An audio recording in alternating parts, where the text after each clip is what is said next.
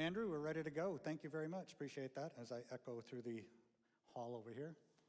All right, good evening, everyone. Everybody here, both in person and online. Thank you all for taking the time to see us and visit us during your busy schedules and learn more about our town. Also like to take this time to say thank you to our community partner, Forest Hill Church, who has welcomed us into their home tonight, and their entire communication staff who is helping us with this broadcast tonight. Just a few ground rules. As I always say, remember whose house you're in. And we ask that you all be respectful to everybody in the room and courteous to all of those who may be participating with us tonight, both here and online. Near the end of this meeting, we'll have some time for those of you who want to come up and address anything. There are the microphones here on both sides. You just walk up there. We'll ask that you identify yourself, name and address, and tell us a little bit about what you may have some thoughts on. And we also have Haven Creative over here as our comms team to monitor online any questions or so that may come across on that. We just want to make sure that everybody can be heard. All of us here tonight are here to share and learn things about the town of Waxhaw. Some of our commissioners are here. Commissioner Jason Hall, Commissioner Ann Simpson are here visiting us, as well as Jenny Buchholz from our communications team. She's also our PIO. And again, she's going to be monitoring and to field some of the questions tonight.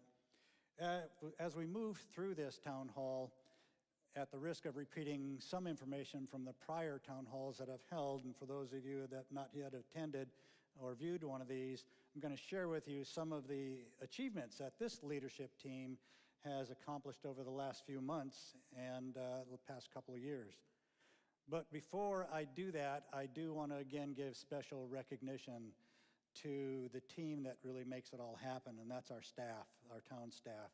They're the ones who really get the job done for us.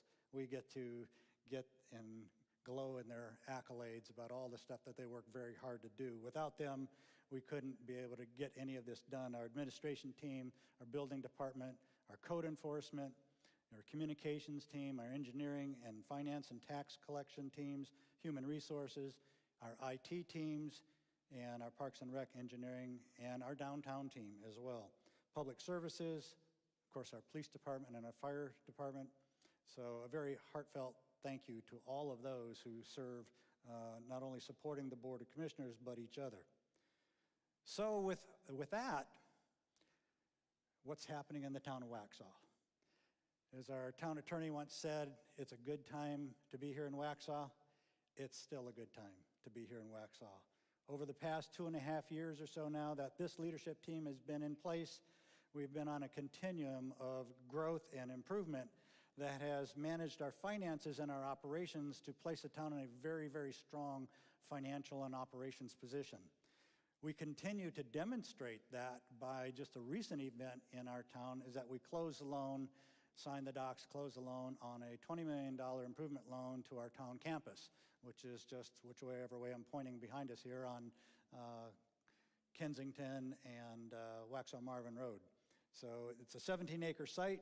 It'll be the new location for the town hall, which we've never had a place like this to broadcast from or to have everybody come visit us. So it'll house that. And it also in a separate building, it will house the Parks and Recreation team and the Public Services operations. So construction right now, I was actually out walking the site the other day. Construction right now is scheduled to start the land development and clearing operations in about the next 60 days. And it'll be completion in about 1.5 years, early 2024. All of this, as some of you in the audience know, is so long overdue. We are busting at the seams in our town hall. We've got 6,000 feet, and we tease all the time. The next thing we're going to be doing is we've already cut up some of the conference room for extra offices. We'll start to cut up some of the bathrooms pretty soon. It's just getting that tight. We are growing. We have more needs for employees and services, and so this new facility for us on the town hall section, including the dais, will be about 22,000 feet. So it's a big improvement, and it is designed for the ability to grow later on. Basically, an end cap of the building can come off or be added onto without disrupting the then current operations. So during these past almost 3 years, we've been operating under a newly implemented 5-year capital improvement plan. And that's all the projects that you see, all the billboards and signs all around town. That's part of that. Now we have, with some of the carryover year to year, we have almost 20 projects that are out there right now that the town is doing. These are your tax dollars going to work and doing improvements, including that town campus. But also, some of you might have walked downtown beyond the skate park there on the south side of it, where we have our new town park. So that's a 10-acre site that the town acquired in about 2012. And it took some struggles to get it there, but we decided, this team, that that was a #1 priority, so we arranged our finances and funded it.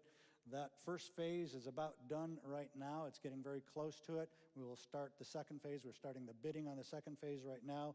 We hope to have this continuum of first phase and second phase without any break, and anticipate that town park being ready in mid-2023. So it's really not that far away. It's a lot of work. You see a lot of work go in the ground. If you looked at any of our sites online, they at one time had posted all the aerials of the site work that's being done. And when you look at it from the air, you can see all these pockets of underground that you'll never see again because they're buried, but pipelines, utilities, all that stuff, sewer, all in the ground, that all gets covered over later on. It's a lot of work. So with that completion of that park, another thing we've been working on is parking for the downtown area. That particular site, I think, has about 130 spaces that'll be in that. And with that, in addition to the properties that we've now acquired leasehold interest on, we'll have added almost 250 spaces in the downtown area to relieve some of that congestion down there. We have, you may have noticed some of the recent parking improvements on the land across from the Ardmore Apartments over there. We've graded that out. We made a lease arrangement with that owner of that property. And then also some of the improvements in front of the tap house. We angled the parking, and then we opened up some parking on our corner property that we still hold and will retain for a while. And we'll expand that as necessary. Recently we completed, this may sound a little odd, but we completed we'll call it the finalized acquisition of the pedestrian bridge. Over the years it's been there, but it's never really been clear who's going to maintain it and own it. A lot of things like that in town here that were maybe handshake agreements before, but now we've come to the realization that we need to formalize these arrangements, and we now own that bridge.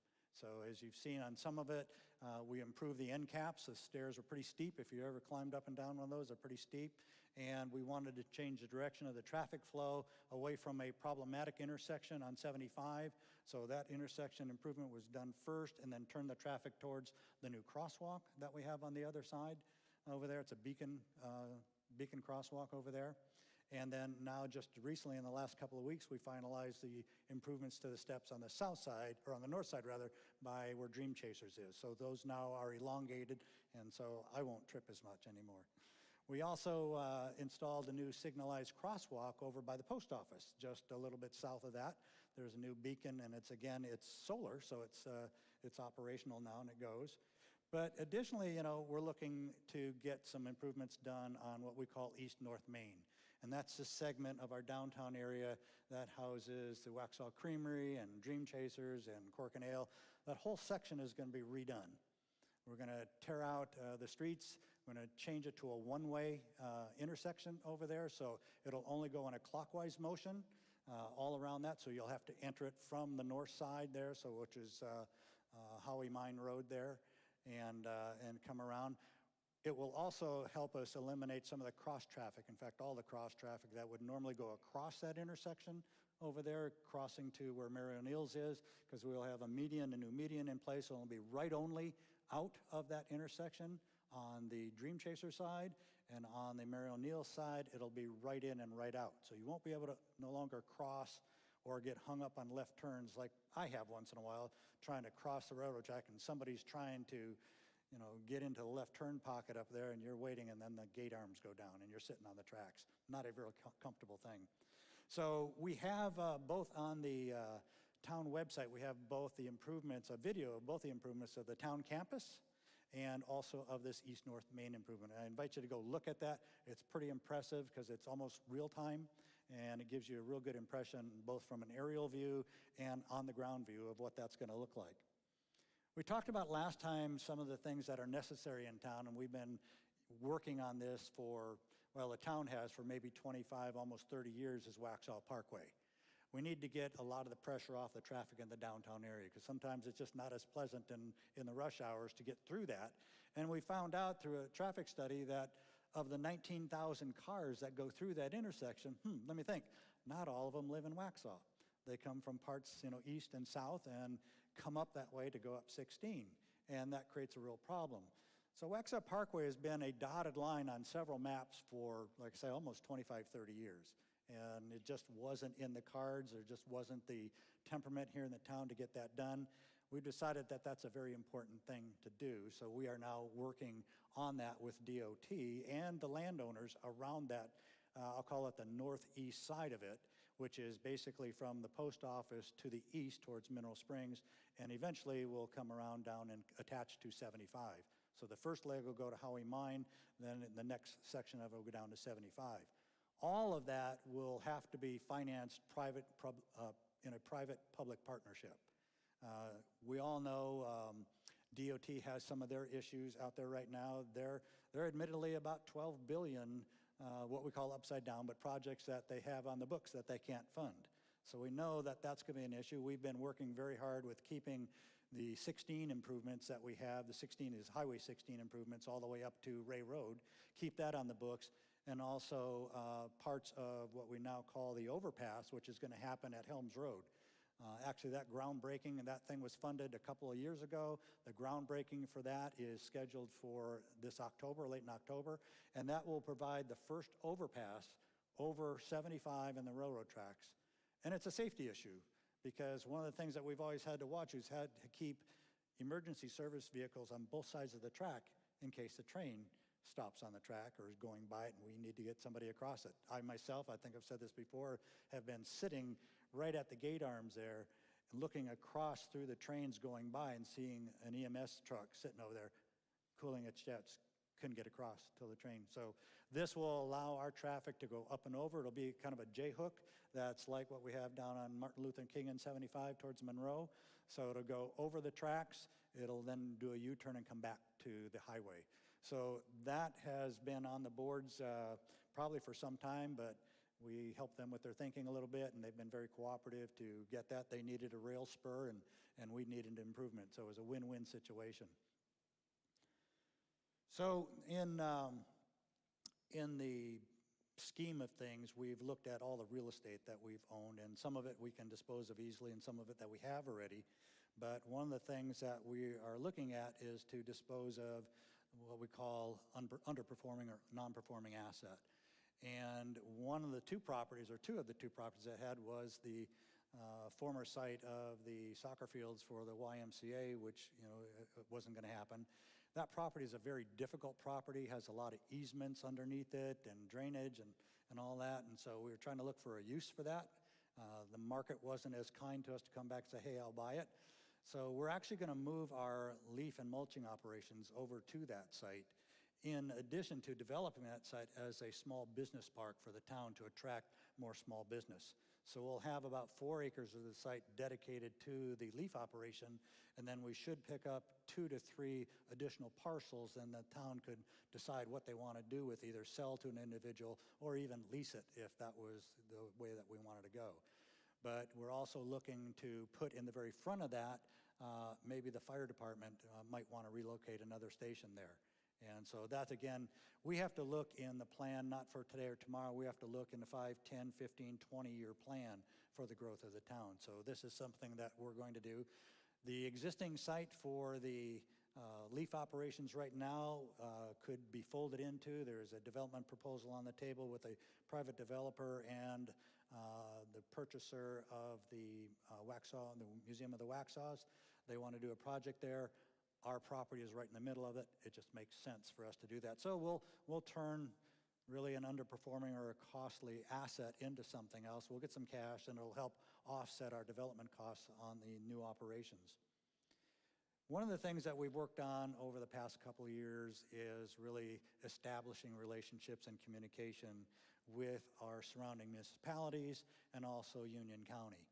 And that, I got to tell you, I think everybody, even at the county, would agree that is 100% improved. We've had sometimes a lot of tough conversations with them, as we still do, but at least now we can come to the table and have a good, honest dialogue with them on solving the problems. One of that came up recently, a couple of weeks ago, was the safety and traffic issues on Cuthbertson over by the school. That's always log jammed in there during the rush hours. It's kind of a real pain to get through all the time. So Commissioner Ann Simpson got together. It was quite an undertaking. She got together with some of the state officials, some of the county officials, some of the school district officials, some of the residents there, and it was actually precipitated by a resident calling her and asking her to look into it. Before, it wasn't even on DOT's radar. They had too many projects out there. And so as we dug into this and invited them to our meeting, we all came to this good collaborative effort. It was great. There's probably 40 people in the room that day, school and county and state and local officials and some of the residents there. It was a great collaboration. What it's now resulting in is that both the county board and our board and the school board are now working together to try to resolve some of that issue. It won't necessarily be a highway through there for one, but one of the first things we want to address is the pedestrian traffic. We are trying to design the town everywhere we go. Anything that comes into us new on a project, first thing we look at is traffic flow, see if we can enhance that, because we know that DOT has its struggles and they won't be able to fund what we want right now. If we want to wait 50, 60 years, maybe. But we're into, as our town manager says all the time, we're into helping ourselves. So we look at the pedestrian corridors to see if we can enhance the sidewalks on either one side or both sides of the street if it so works out that way.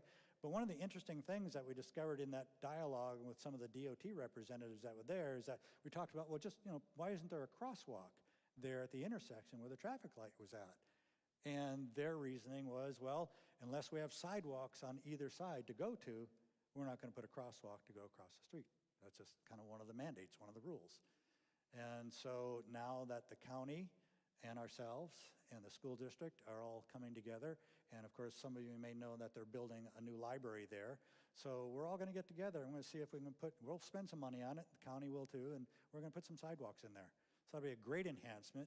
Might take some of the traffic off. I doubt that we're going to immediately change some of the behaviors of those who go to that school there, who always want to drive their car there. But if they could ride a bike or an e-bike or a scooter or something there, it may help a little bit with the congestion on a short-term basis until we can get the funding or projects together to make that road improvement from Newtown all the way up to 16. So there's a lot of collaboration there. Probably one of the first times that that's happened between the county and the town. And so we want to make sure that we know what's coming our way. So as we have new projects coming to us, again, the first thing we look at now is roadway corridors. And what used to be traditionally where you'd kind of design a neighborhood, like take, for example, the Curitan intersection where that shopping center is, that was specifically designed with those pinch points in there to slow down traffic. I don't think that's what we need over there. I think we need to move traffic through it since it's a major east-west corridor across the state lines and then all the way down to Newtown. So that is actually one improvement that we're going to make in the next couple of years, is get that out of there and redesign this. It's actually all out in front of us here. And those parking pockets will go away. We'll have some turn lanes in there and probably eliminate a couple of the entrances just to make traffic flow all the way through there. We have a lot of new projects that are coming to us, and this is to be expected. A lot of people like and want to enjoy what we all do. They bring their families down with them. They have children, we want to provide for them. Over there, that's my customer over there. In the next, 20, 30, 40 years, that's our customer. That's who we start to think about and design the town to, and what do they want. Not necessarily what I would want or anybody that lives here in the town that might be at my age group, whatever. I have to look to the future, and all of us have to think that way, sometimes liking it or not.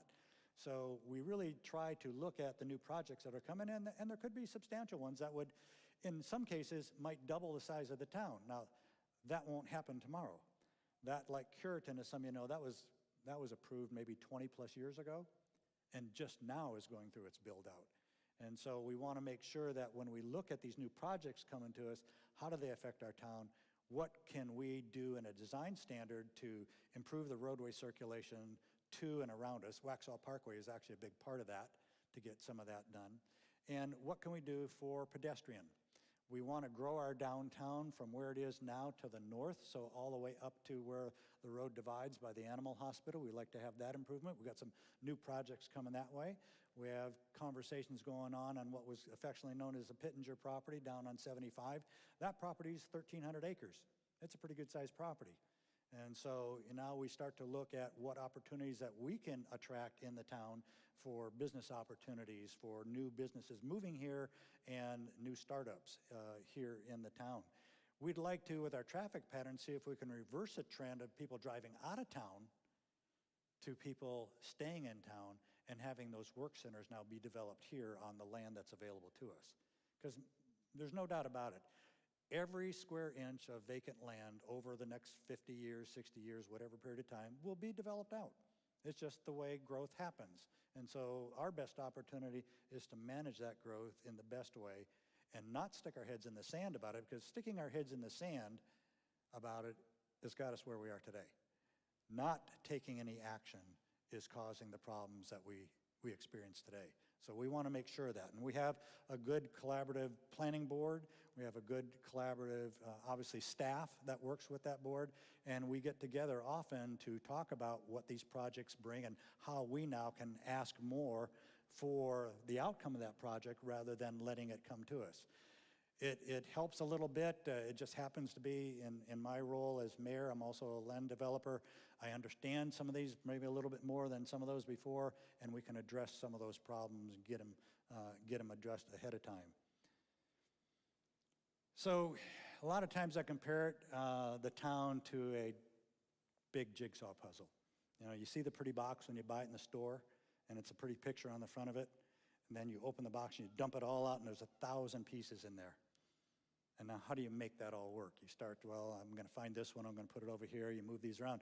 Can you solve it all in an hour or all in a very short time? Probably not. Some will be put together earlier than others because you found all those pieces and they work. And then you may build that corner out over there and then go build another corner out. And eventually one day you start to fill in all the pieces, and now you have that pretty picture of that town that you want. And that's my vision of the town, and the way we're approaching it right now is making sure that we identify all those puzzle pieces and how each one of those gets in place, that we can then identify what happens next. That's always the question, is to what happens next. So if we put that puzzle piece in place, how does that affect us? Well, some of the things that affect us, as well as some of you have heard a little bit about sewer capacity here in the county.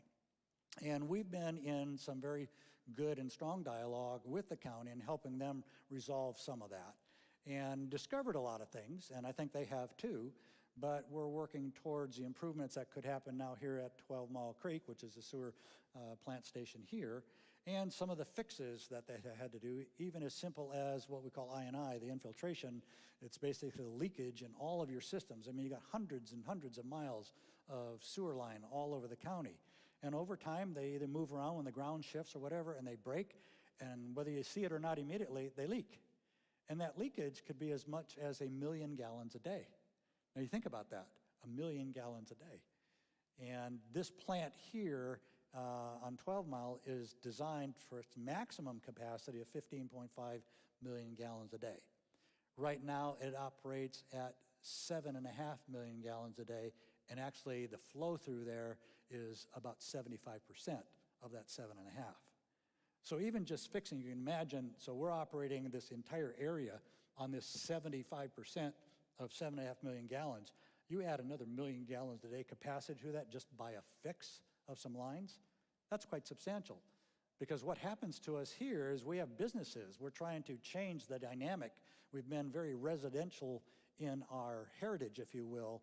We have more residential. When we took office, we were about a 93-7 ratio, 93% heavy on residential and only 7% on other than residential. We've moved that needle a little bit. We're at about 89-7 right now, and we continue to move that as more businesses come in. But the businesses have to have, guess what? Water and sewer. Water doesn't seem to be the problem. It's sewer capacity running through the plant. So the more of that we have available to us, the more then we can soften our tax base a little bit and get more revenue from the commercial side, which pays a lot heavier than the residential side. But on the residential side, and I've said this before, everything that you enjoy here in town, everything is all because of the residential that we have. The businesses wouldn't be here without the houses being here and the people being here. So there's a delicate balance all the time on how you manage that. Ideally, you'd like to move it to even a 70-30 mix, and we've got a long way to go before that. But we have to have that sewer capacity to be able to attract people to come here, because they go to the county right now, and the county says, oh, we're out, and there goes my customer down the road. We've had several, one big grocer that wanted to come in town, and they've just cooled their jets on it a little bit, and they'll wait till we get this all resolved. But we have to have, and again, this is part of that collaborative dialogue that we have with the county to make sure that they understand our needs and they understand the needs of all the municipalities around us, both from capacity issues and growth issues. Not everybody here in the area grows the same. Waxhaw has taken off 20 years ago in one direction. Weddington is different, Marvin is different, Wesley Chapel is different. Those on the east end of the county are very different. They all have very different needs. And so now we all are collaborating together to talk about their needs. They may not need what we do today. Maybe they don't want it, what we have here today. But we have a need here today to fill some of these capacity issues. So that's going to be something that we're working on for a very, very long time. Last time we talked about a little bit on some of the projects that are around us, and one people talk about on Cuthbertson there, we've got that area in the curve that's cleared just around the bridge there, just east of, say, where Walmart and that site is there. That is what we call affectionately a donut hole. That is county territory and not ours. We try to have as much influence as we can with things like that, but it's, again, the county's jurisdiction, so we don't get to call the shots there. So that property is being developed under the county watch there. It'll be a two-phase project where we have some active adult residential on the south end of it and some townhomes on the north end of it. There are projects coming to us, again, like I said, all the time, and some of them will be in the county and want to be annexed into the town. We'll have some considerations on that. That does give us a little bit of an advantage in negotiating what we can get on that. If they want to come into our town, they're going to have to meet some of our conditions, and some of our conditions will certainly focus around traffic and pedestrian activity. We want to make sure that, you know, again, we're looking in the 20, 30, 40, 50-year range and not just tomorrow. One of the projects coming up to us is just behind the Walmart Center there, on properties that actually can extend all the way up behind Walmart, Aldi, and all those properties adjacent to the hospital. And actually, we've looked at some of the transport corridors that we're looking for now is to relieve some of the pressure off the intersection of 16 and Cuthbertson and Kensington there, and have that traffic bleed off and go behind it and up around. They can come out at Sunset Hill, or Sunset Crossing it is, and then come out at Gray Byram, and come out at Bonds Grove, which is way far north. If we can get some of that, we've taken a lot of pressure off organically, if you will, by our development and growth, instead of letting it all jam in and continue to flow into one intersection. So know that your town team is working on that. The engineers and our town planning director, they are in dialogue. Some of those who were at the event that we had with the county and the state a couple of weeks ago got a glimpse of what those intersections could look like, but it's basically, I'll call it an inverted F that comes and connects somehow, we haven't decided how that works yet, at Cuthbertson and starts to move north. There'll be some type of intersection, whether it be a roundabout or not, that'll bleed off the traffic to Sunset. The next one will go up through another project that may come to us, go out at Gray Byram, and a lot of that's going to be in concert with the improvement on 16. Some of these may be right in, right out only to get in, because 16, as you may have heard about the crossing, they're going to what they affectionately call the Michigan left turns. And so sometimes you'll have to go through an intersection. If you want to turn left, you can't do that anymore. You go through the intersection, get in a left turn pocket, make a U-turn, come back, and then turn right. So it's going to be quite complex, but you know, I'll let the engineers figure all that stuff out. So it works out really well. Other things that we've been working out again is making sure that we're in great financial shape. And we've done such a good job on that to be able to place the town in a position that we could borrow $20 million was quite the feat. Before we all took office, the town wasn't even really able to borrow even anywhere a tenth of that. And so we were diligent, good finance team, good town manager to start to make good decisions on what we could spend our money on. Before we have, again, some properties that are outside of us or outside of, not outside of the town, but on the edges of town that were just really what I call as a home builder and developer, I call them non-performing assets. They've been sitting there, tens of millions of dollars sitting there doing absolutely nothing. We don't want to be necessarily in the real estate business, even though that by our ordinances and our state statutes, it actually describes the town as a real estate developer. Because when you think about it, we are in charge of the development of the town. Any way you shape it, that's the way it is. And so you have to be aware of that stuff and make sure you make the right decisions all the way along. Another project that I wanted to bring up and get a lot of questions on is the site across the street from our police station. That, again, is another donut hole that is actually in the county. It did get approved, and you see it going vertical right now. There's a caliber collision going on the site on the northernmost portion of it. That was approved through the county and actually has a sewer allocation for that, so that'll go vertical. There are some discussions on what's going to happen next, and that developer has also approached the town on whether or not they could annex into the town. And so we have to talk to them about that and make our requirements made known to them, and it might prove to be good for us because of the tax revenue that we get out of more commercial business that's here in our town. So I know a lot of people ask, us all the time, what's going on that site. As far as what we know now, that's what under contract is just the caliber collision. What happens next, I know there's been some talk of mini storage on the site and how that gets put together. But again, until those things come to us with the plans, then we just consider them, conversation right now. But it could be all good for us if it's managed well. I was going to go back to the NCDOT rail partnership that's out there with the CSX. So going back to Helms Road there.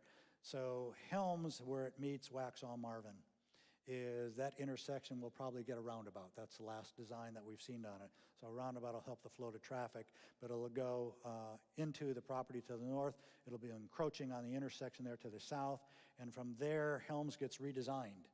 And it gets redesigned to go over the top about where Helms aligns now straight, but Helms Crossing and Torrey Path and another crossing farther. There's 3 crossings that'll be closed off, and all of the access will come from a side road that runs along the railroad track, and it'll come back and connect at Helms. So it'll manage the traffic flow. We won't have these dangerous intersections that are unmarked or that don't have a really good railroad crossing there. They're kind of blind.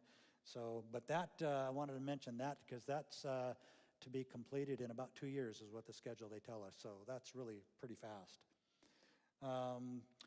There are some other improvements in town here with respect to our parking and safety, and we will continue to look at some of those. Right now, the plans that we have for the East-North Main should add a few parking spaces over there. And then we're looking at parking that might be behind South Main as well and enhance the parking. Again, the parking will be enhanced down on the park itself with about 130 spaces. So with that, that's kind of a long way of going for me to talk. I'm going to open it up a little bit to some questions or thoughts anybody might have, either online if Jenny's watching it. I think everybody's sleeping tonight, but it's good. Or some of you guys that have come up here tonight to talk about some of the things, ask any questions. I know we've got some of our parks representatives, we've got our planning board representatives, our town manager here, so we can fire away at almost any question that you have. Generally, specifically, anything you want to learn about, we're open to. Otherwise, I'm going to call on one of you guys to tell jokes up here. So, that's what you have to do. So, any thoughts, anybody? You want to come up? If you could, then go to this mic. Andrew, if you can light that up for us. Thank you. Just tell us your name, where you live, and ask a question. Hi, I'm Linda Boehm. Hermitage Place. I do really appreciate the fact that the town is moving forward and the collaborative effort with the surrounding authorities. So thank you for that work. You're welcome. In particular now I'm asking about, it's the downtown area and pedestrians. I'm really pleased with the idea of what we're going to do with North Main, because I mean, you really don't need two main streets as through traffic. So that's great. But we still have a problem with pedestrians crossing 16 on North Main. Yes. It's blind. Are we considering putting in the flashing pedestrian crosswalk? There'll be a new crosswalk design there as well, because we'll eliminate, with an island, we'll eliminate that ability to cross from a vehicular travel standpoint. And then, if I remember right, Jeff, the crosswalk moves to the north side of the street, correct? Yeah, north side of the street from the south side. So it gets it away from the track, gets it more in a lighted area, and will be enhanced. That's great. Now, you know, as I look at Matthews, which has quite a few crosswalks, and it's a major road. It does. And speed humps. Yes, they have the speed bumps. So perhaps we need to add that in as well, to have real speed bumps. But my particular question, or my observation, is that where we put in the crosswalk on South Main, which is up by the Women's Club, people are still crossing. I'm going to write a book on changing human behavior, and when I do that... And you're not. I mean, that's where they're going to cross. So when we do these things, I think we need to be realistic. And just because we want it to be there, and that makes sense for whatever reasons, the people aren't thinking that. Sometimes those old habits die hard, and they take a bit. That's why we turned the footbridge steps to the east. Got them going that way. We did have a resident get hit where the old crosswalk location was, which again caused us to think differently about where it is. But you know, there's still people that get out of the parking stalls there and just run across the street. They do. And the crosswalks are 50 feet in either direction, and they still don't go in them. Thank you. We'll have to work on that. Appreciate that. Jenny, thank you. You got somebody online. We have an online question. What is the status of Prescott Glen Extension off of NC 16? Prescott Glen Extension? Yes, I think I know what we're talking about there. That's in Prescott Village over there. We asked that owner to go back and redesign the site as far as its traffic flow. There's a lot of problems at Pine Oak there, a lot of intersection wrecks there. It was horrible. So we asked the landowner, because they had a requirement to build a bridge that would connect back into the neighborhood. That was the original design. And one of my pet peeves is sending traffic through next to a park and through a residential neighborhood where all the houses face on. So we asked them to redesign that. We said, we're going to move that bridge over to somewhere else, and we want the crossing now to come off that big hairpin turn over there, come across the bridge, and then it does a slow, lazy S onto the Prescott Glen Parkway. All that traffic will then go through that project and actually will come out at the light. At Pine Oak, the design is going to be right in and right out. So we won't have cross traffic at that intersection once this gets improved. Now that, again, is predicated on the progress of that project, and there's some triggers and milestones that will have to be met, but that requirement they've agreed to do it. And I think, Jeff, it was at last at DOT, or has it gotten through DOT? I'll have Jeff Wells. Jeff is our town manager. Thank you for being here tonight. Thank you, Mary. DOT is satisfied with that design, so it's really just a matter of a user working out there for that development to happen. That's great. Yeah, and everything, again, you got to understand that so far there isn't the highway god that comes down and dumps a bunch of money on us to put lanes in and traffic lanes in where we want them. It usually is tied to the requirements of a project. That's how this gets done. And so that project will then meet its financial milestones where they can actually afford to do that. It's been sitting there, as some of you know, for 10, 12, 13 years, I think now. Not a good thing. We do have, some activity over there. We like that the revenue that we get from that car wash and that. Go ahead. Well, that grocer that the mayor alluded to, that was in that spot, and if that had happened, then that road road switch would have happened, but Yeah, it's a great example of, Yeah. of how it works. So if that grocer user had gone on that site, it would have automatically kicked in the requirement to put that in. So, but the traffic, we'll try to straighten out a little bit of that hairpin turn over there as much as we can within our right-of-way that's there, and then drop it down onto the parkway, and hopefully we get more development. Everything happens in conjunction with something else. I think we all have to understand that. As much as I'd like it to happen too, things get out in front. You never see highways out in front unless they're building a super highway across the middle of the desert because they have an oil field to get to or something like that. It's always because of something else. And that's the same way with things that we have to deal with in the town. We have to make sure that when these opportunities come to us, that we're able to leverage our position, kind of put our needs and wants sometimes out and tie it to that project and get that approval. And that's, again, the collaborative win-win effort, which really didn't exist here before. It was always like, we want this first before you do that, and it just wasn't financially viable. Let's face it, everything is around making it, banks, hospitals, doctors, it all has to pay off for them. And if you're not in the position to do that, both mentally and from a structure standpoint in the town, then you're not going to succeed. You're going to have a real tough time. So who's brave up there? Frank, I'm going to get you up here. You want to get up here? You want to talk about our favorite subject? No. Please, come up. Identify yourself. Speak into it. You got to almost eat the mic. Okay. There you go. Hello. My name's Holly Chandler, and we're currently renting a home in Grove Manor off Waxhaw Marvin. Okay. But building a home further up Waxhaw Marvin. I think we met you before. We did. Yep. So one thing we were curious about is, are there any updates on the property that the town owns with the barn on it? That the county owns. I don't know if it's at Waxhaw or the county, but the one with it's like 30 acres, I think, off Waxhaw Marvin across from Curitan. It seems like there's still teenagers doing stuff back there. And we were just curious if there's any updates. Give them any cover and they'll go run and hide to it. You bet, yeah. I think you may be referring to what we affectionately call our 34 acres. Oh, yeah. And that was bought some years back. That is on Waxhaw Marvin Road. We do own that. It was originally intended to be some horse facility, and it just didn't fly. It was going to be a residential development. That didn't fly, mainly because a lot of the commissioners at the time couldn't agree on the details of that. It's complex.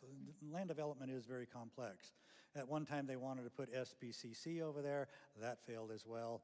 We have it now. It's zoned residential. That's probably its highest and best use for that area. That's the one that's the least impactful on it.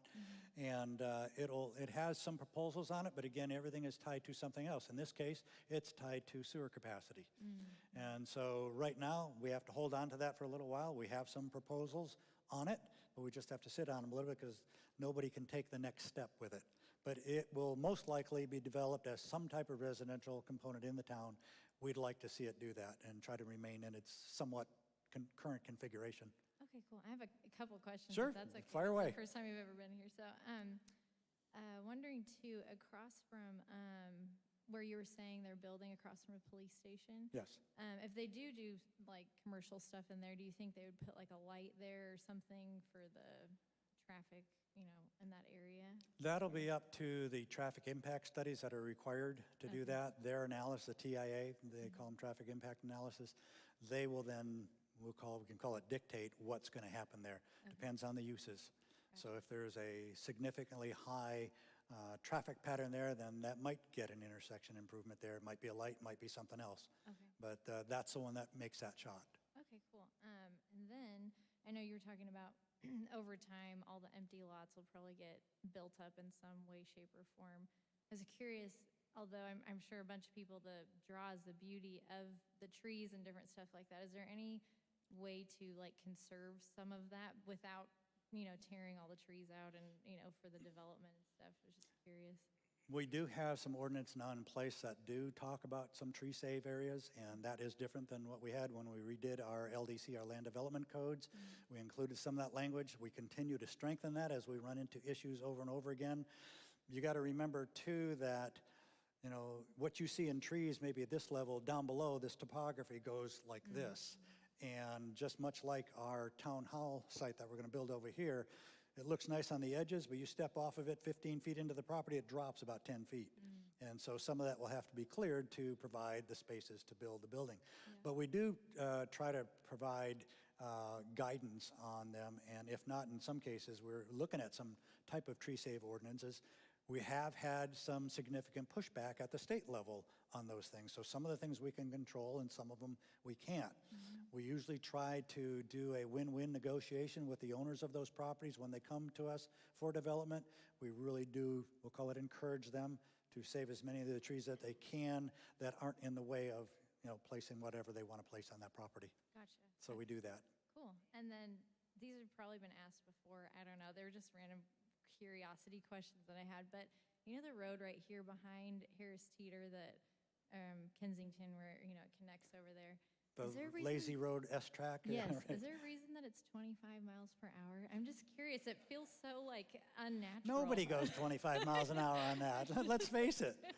I just didn't know if there was a reason that it was that slow, or I don't know. I was just curious of. Yeah.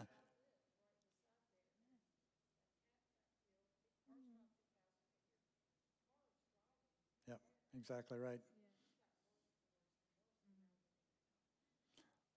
Well, I kind of paraphrase what she just said, It has to do with the width of the roadway, the curvature of the roadway, the line of sight of the roadway and all that. If it was flat and straight, whole different story.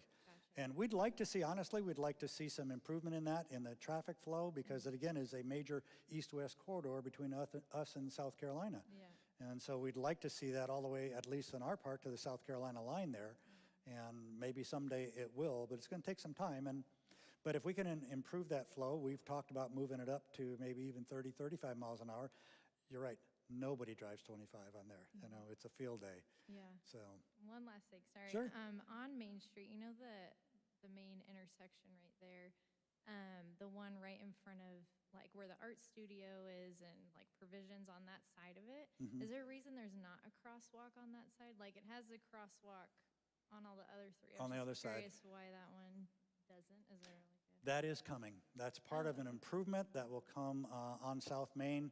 We're looking at lane improvements. We've been working with DOT on, there's not much real estate there to deal with, to roadway. We have the CSX right-of-way, and then we have the edge of NCDOT's right-of-way. And there's very little room, and there's a bunch of stuff in the ground over there underneath. And so moving that. So the improvement plan that we have on the boards right now will take away some of the parking on both sides of that. It'll either put it parallel or remove some of it so they can get some more traffic lanes in, because as you sometimes will sit on the intersection, if you're heading eastbound trying to make a left turn, or the car in front of you is making a left turn onto North 16 there, nobody can get around them. So we'd like to have a through lane to relieve some of that congestion down there. So yeah, there's some improvements that's going to come there. But it'll be at the cost of a little bit of parking, but a much safer intersection. But again, there's not much real estate there. That's one of the biggest challenges. Yeah. Well, thank you. Thanks for being brave. I appreciate that. Thank you very much. Jeff? Online question too. Okay. Jeff or me? Ooh.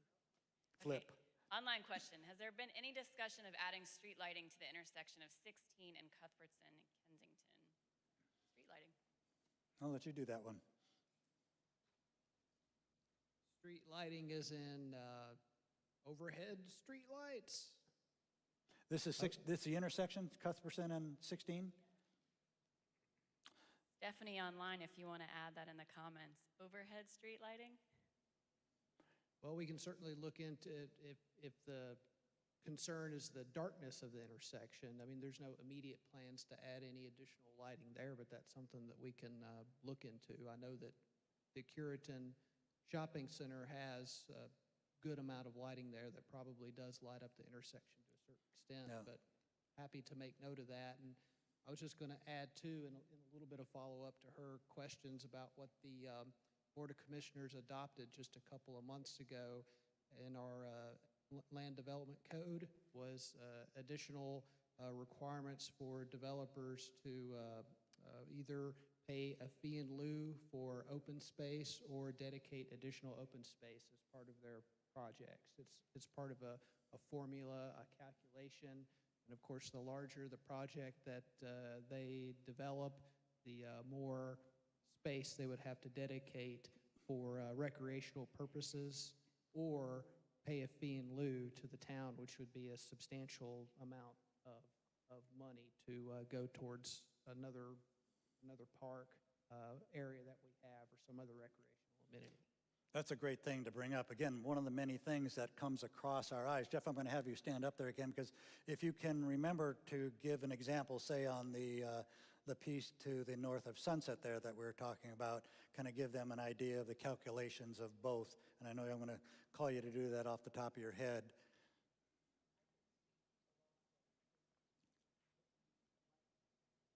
This is Commissioner Ann Simpson.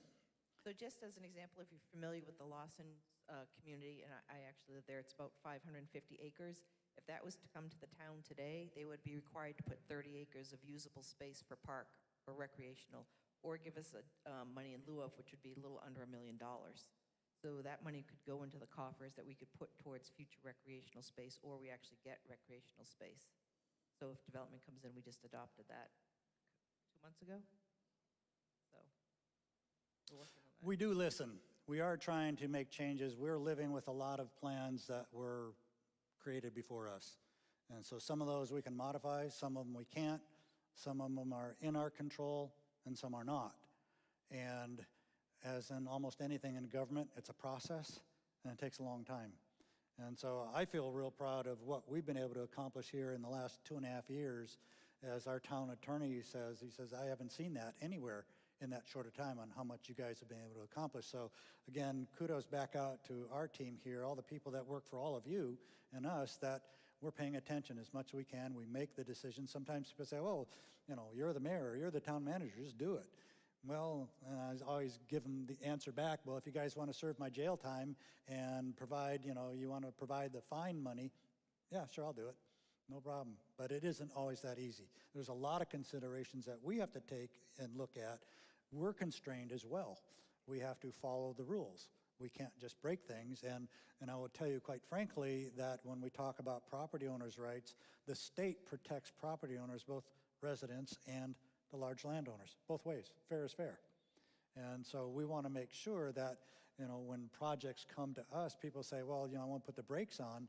Well, that's great, except you get nothing done then. You end up with your unintended consequence of getting what you got to look at now because you didn't take action before. It's a big thing to watch. And we debate this, the commissioners and I debate this all the time. We have conversations. The good thing that I'm lucky enough to enjoy is having a board that we've never worked together before, we've never been together before in anything, but we all come together for the town of Waxhaw when it comes to making decisions. Do we debate them? Oh yeah, we debate them all the time. We have 2 and 3 and 4 hour sessions, you know, offline so we can debate this stuff. So when we come to our meeting days, then we have information at our fingertips. We are now very acquainted with it and informed on it and can make what we would call an intelligent decision on the matter. So, Jenny, you have another one online. Yes. So is it financially possible to look at the 30, they said 36, they need the 34 acre as a part of a greenway trail or using it as green space? Well, I'll address one of the two and maybe both of them in a way. Yes, as far as enhancing a trail system, if there was somewhere to connect to it or sidewalks or things like that, then yes, we always look at that. When a project comes to us, we always look at connectivity. And so from that standpoint, we can do something. I know Jeff is wanting to say something some more here, so go ahead. I don't think people realize how much it costs to develop a park. So our 10-acre park that we are building out now is going to be about $6.5 million to finish. So I guess you could multiply that by 3 if you wanted to have the same type of park on that 34 acres, and that would pretty much equal our annual operating budget to do. So, in addition to, it'll be, you know, in the $30 million, $40 million range. So parks are not cheap to put in. They're not at all. And so unless you have the financial resources, basically the income coming in, which we don't have that. We operate, it costs us about a little over 40 grand a day to operate the town. That's all things, police department, our contributions of fire, all of our town staff, all of our equipment, everything. It costs a bunch, and that's about what we take in. We don't take in much more than that. So to think that we might have, or if anybody does, that we have this wad of money, $40, $50 million, to put into an asset that is great to have, but it basically then it costs the town another $500,000 a year to maintain it. So where are you going to get that money? So now you got the initial construction money, and now you got to have the other revenue coming in as well. It's complex. I mean, we run a multi-million-dollar business here, and we run it like a business. And that's been our attitude the whole time. That's really been helpful in guiding us make these decisions. I'll leave it up to you. Step up real close. I'm Linda Bain. Linda Bain, Hermitage Place. And I'm not very good with the road names, but if you go back, the road that Waxhaw Women's Club is on, and you go back, there's the little counseling office, then there's the old house, the big house, the columns, the gargoyles, yeah. And all along, we're putting in all this parking, but they've put big boulders all the way in front of their house, but that has to be right-of-way land, and why can't we put parking there? It would be prime parking. It would be very helpful. You're right, it is right away Yes. in so- there. And that individual has been able to place those there and, unfortunately hasn't been asked to remove those. And, I think that's probably coming. Good, know. because I think it's time. I know he ran for mayor at one point. He did. and, He ran didn't- for commissioner, I think, at one time. Didn't make it, so. Yeah. It is right away. And actually, I've been out at night there and I've watched cars hit those rocks. Yeah, it's- So it's DOT doesn't let you. Yeah, Oh, I know, he wants that to all his stuff, but it's the city's. yeah, Thank you. yeah, I would agree. It'll probably have to be addressed. So you want to come up? A distant cousin of mine. Yeah, I'm Judy probably is. You've been here for like ever, right? I'm Judy Davis. I love Waxhaw. I just want to say thank you for your seamless, smooth care of taking good care of this wonderful town. But two things have me concerned. The town campus, the security and safety when they build it, because my grandsons go to Kensington Elementary School, which will be right beside there, and cars just drive really faster there. And that curvy, long road, there's deer on that road all the time. I know because I live in Quellen, Morehouse, and Kensington.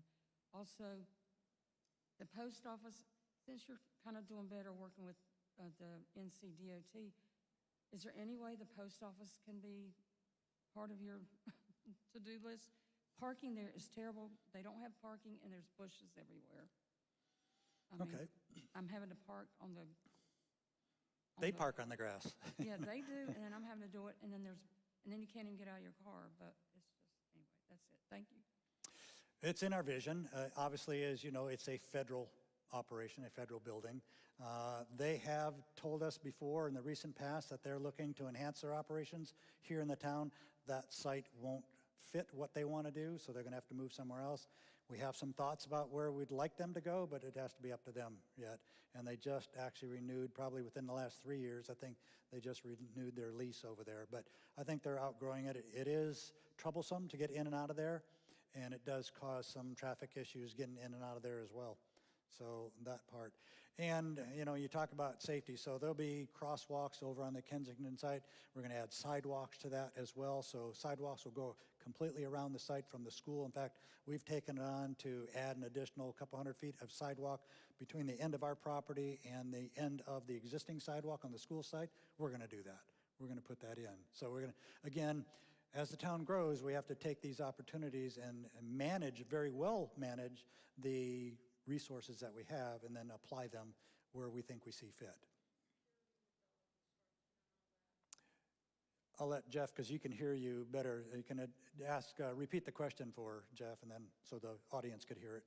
The question was security on the site during the build-out. Yes, the general contractor will be responsible for that, obviously, but we'll be on that site daily.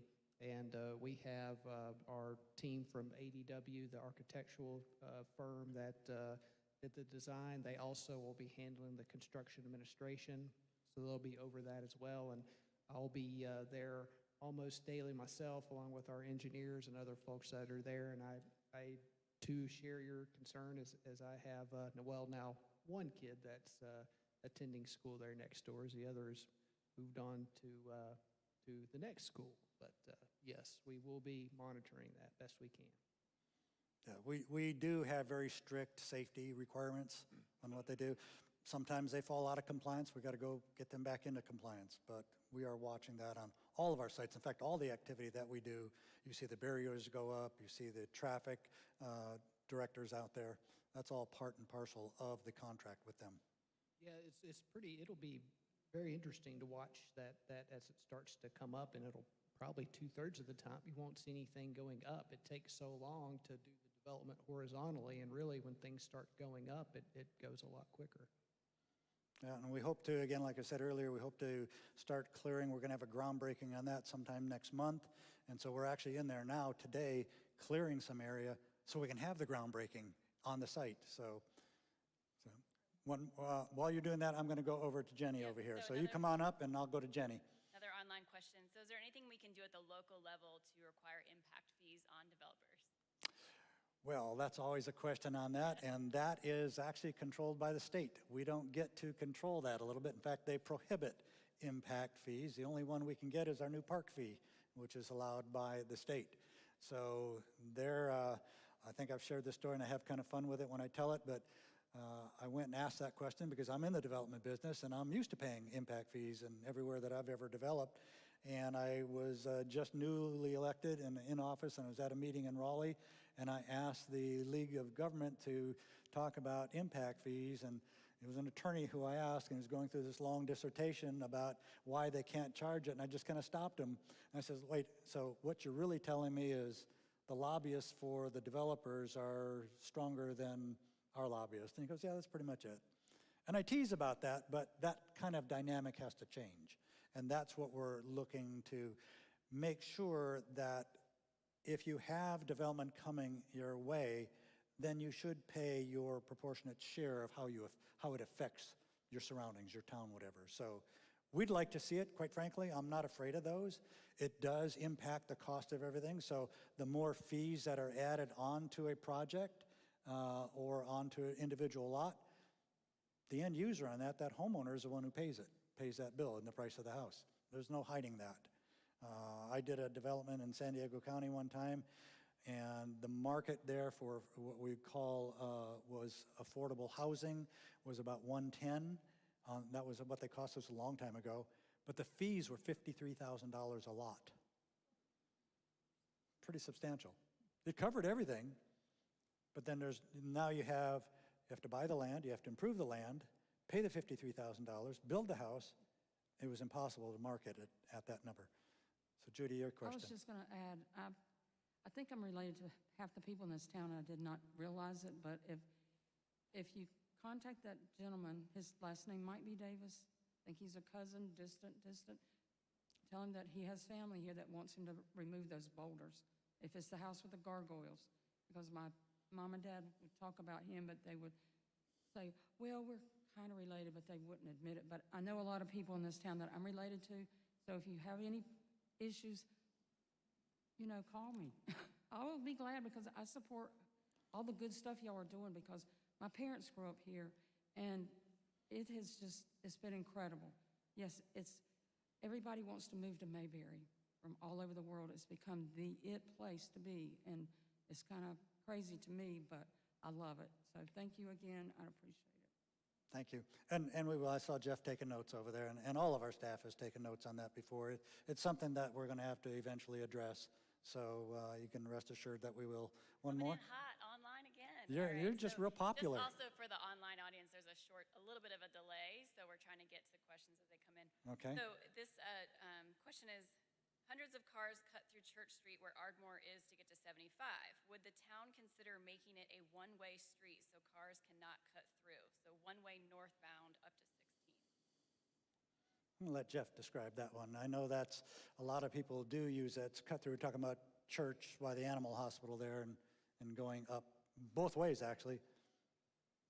Well, I think the quick answer to that one would be probably no. I don't see how we could do that at North Church Street there. There's just too much connectivity opportunity there to really cut that off in one direction. I mean, you have some limited opportunities like we're doing for the East-North Main Street where that works, but in a setting like that, I mean, we can always look at it and see the modeling and what that would do, but my sense would be is that would not be a very feasible or workable thing to do in that location. And to piggyback on that as well, we also have to consider safety concerns. So if we made it into something other than what it is right now, and we had emergency vehicles that needed to go one way or the other, they would be restricted. You know, it is all part of the problem that we're trying to solve at the intersection at 75 and 16. We're trying to resolve that. There's, again, very limited real estate to do whatever we're going to do there, but the biggest thing to help that relief, that 19,000 plus cars a day that go through that intersection, is to get them around us. One of the larger projects that we're working on now in that area is adding a middle turn lane to NC 16 from Waxhaw Parkway to the intersection there. And so there is just enough right-of-way to do that. There's only a couple of pieces of property. We'd really have to do some acquisition to make that work. So that's encouraging. We just found that out working with our consultants with that. So now really it's just down to the financial portion of it and timing and seeing that project through. So that's a high-dollar project, though, of course, and so one that we would have to find resources to accomplish. Right. Other part of some of that traffic circulation issue is on West Waxhaw Parkway. So from the post office going around there, it was originally designed to go somewhere, and then if you ever look at any of our town maps, it just drives it to a point. Not in just the end of a street, it drives it to a point. So with the Helms connection that's being worked on right now, and we have had some dialogue with the property owners on the end of that line, we'd like to see that improvement go all the way down. So that would actually eliminate some of that traffic that cuts through Church to maybe go westbound somewhere. They could actually go all the way and connect, you know, if they live in the south end of Millbridge, they could actually go through that way. Yeah, that's a great point. I really think that would help the issue that the person online in answering their question. Really, I think the answer to that question is that Waxhaw Parkway West done, and that would allow another way for people to cut from 16 once you get to that area of town over to Waxhaw Marvin Road. And probably 90% of the traffic that goes through the downtown doesn't even stay in the downtown or live in Waxhaw. They're all coming from the south and from the east. We have 20,000 people here, 20,534 people that we know of here in town. Not all of them go through the downtown every day. Everybody, you know, a lot of them live in the neighborhoods to the north. So we know the traffic is coming, not being generated from the town of Waxhaw itself, but from points south. And that's why, again, we need these roadways. These roadways have to happen. You've got, you know, the 45 loop, you've got the 77 loop. Those are all designed for a reason because they got clogged downtown. So you have to get the traffic around. And yes, people are going to use them because they need to. They need to get around. Otherwise, you just make the problem worse. So anyway, any other stand-ups? There you go. Come on up, sir. If you'd get up close to the microphone, state your name and ask your question. Yes, my name is Carlos de Huelbis. Welcome. Just moved in December into Prescott. Welcome to Wesco. Anybody who asks me where I'm coming from, I come from the dictatorship of New Jersey into America. I see you have a lot of land that is not used. Have you tried to invite a Sam's Club, a BJ's, a Costco? Because everything is in Pineville, Matthews, Concord. And I think there's a lot of the population here that could use that, not only for the taxes, but for employment. Yep, both of those are good. We do consider some of those things. We do have some max limits on building sizes here in town in one building, so it's 60,000 feet. Most of those stores are 100,000 feet plus. And what people have to understand is, like, I get the call all the time, says, why don't we have a Trader Joe's here? I want a Trader Joe's here. No, we don't need that. No, we don't need that. You're not a foodie. But anyway. Oh, I am. Oh, you are, but you still. I prefer the Costco. Yeah. Anyway, so it's demographics on a lot of the stuff. They won't come into an area unless they have a certain demographic, a certain number of people in an area. That is one of the prohibiting causes of not getting like that, you know, businesses like that here. But can't you include the demographics of Wesley Chapel, Marvin, Weddington? We don't. They do. They're the ones that have the criteria. They go, say, within 5 miles in a radius. They want X amount of people per square mile, per square foot, whatever, however they calculate it. I think it was Trader Joe's that wanted like 50,000 people within like a 2-mile radius or something like that. So that's quite substantial. We don't have that, and probably won't for quite some time. And that's, again, the reason like Indian Land has or whatever, because they have the population and the base, and they draw from a larger area that's included in their demographic studies. We don't have that. So, but yes, they've come to us, they've asked the questions, but then they come back and say, well, the demographics doesn't fit. Thank you. So, welcome. All right, anybody else here online, Jenny? We have any stragglers in there? Well, other than that, if there's anybody else, I thank all of you guys for being and participating with us both online today, and thank you for coming over and visiting with us. We'd like to think that we do a good job. We think that we do. Go ahead, you got one more? Oh, I'm sorry, I can't hear that. Oh, sure. Okay. She was asking if we could put a plug in for our community online survey. It's bad enough with these in my ear and then hear my echo. So, yes, online. In fact, get up there and talk about it. Go ahead. Shameless plug. We want to hear from you, so keep an eye out in your mailboxes in September. You're going to see a community-wide survey on town services and how you like to be communicated with. So you'll have an opportunity to fill that out through the mail, or you can also go online onto a landing page to fill it out. We will be pushing it out through all of our channels and on the website. But like I said, I encourage you to please fill that out so that we can use that data to make informed decisions about how we go about our projects. It's a great thing to do, because that's how we get some of our feedback from everybody. Whatever the method is that you communicate, do it. Get online. Now, can we do everything that everybody asks? Well, just like you've heard some of the questions here today, we'll understand the question and we'll say whether we can do it or not, or how we can implement it. Jeff? One more plug, but just to also expound on what Jenny was saying, is that survey is going to go out to all 6,900 plus residences in the town. So be on the lookout for that. But one more plug, Waxhaw 101 is coming this fall, and we would encourage anybody to take that class. I think we have close to 20 people now, but there's plenty room for more. It's a 10-week class. It's roughly about 2 hours every Wednesday starting on September 1st. It runs to the beginning of November. And it really is an interactive course. You get to meet all of the town staff, each departments. They'll tell you about what they do on a daily basis, the different projects that they manage. We give you a broad overview of the local government. And then this year, we're also looking to try to get an interactive activity with our board and try to put the citizens in the decision-making role of the board. So we hope to do that as well. It's just a really good opportunity to learn more about your local government.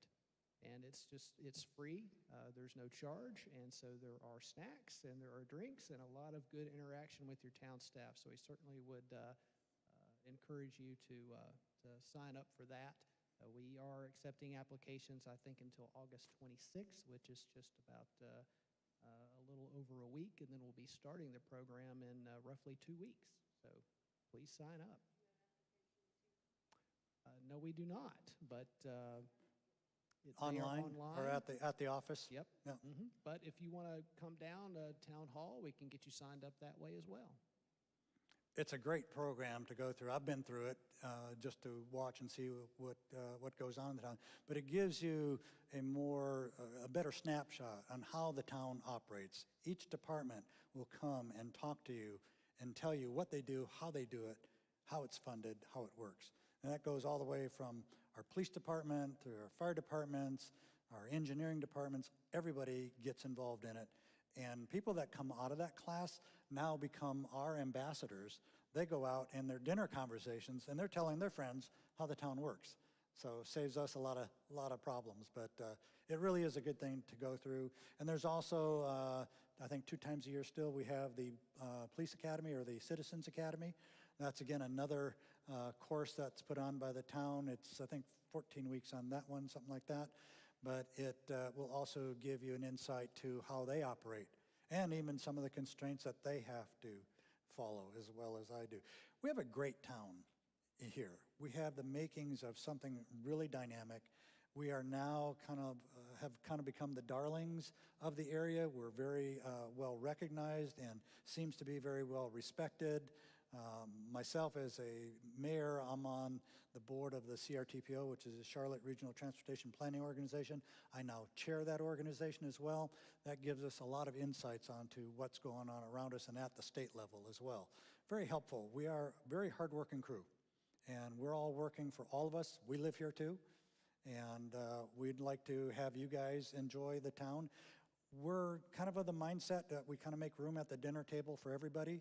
Sometimes you have enough food, sometimes you don't, but we don't really want to turn everybody away. We want to be more genuine in that, and we try to fit them in where we can. Doesn't mean everybody fits, doesn't mean everybody gets their way, but we try to work it that way. We don't want to leave any stone unturned. So, unless there's any other questions, everybody, thank you again for joining us tonight, and those online as well. And thanks for those questions. Thanks again to Forest Hill for allowing us this venue. It's a great venue. And we'll do it again. I do this about once a quarter to do this, and so we'd encourage you again, if you learn things about the town, any questions, show up, ask the questions. We're an open book, so appreciate that. Thanks, everyone.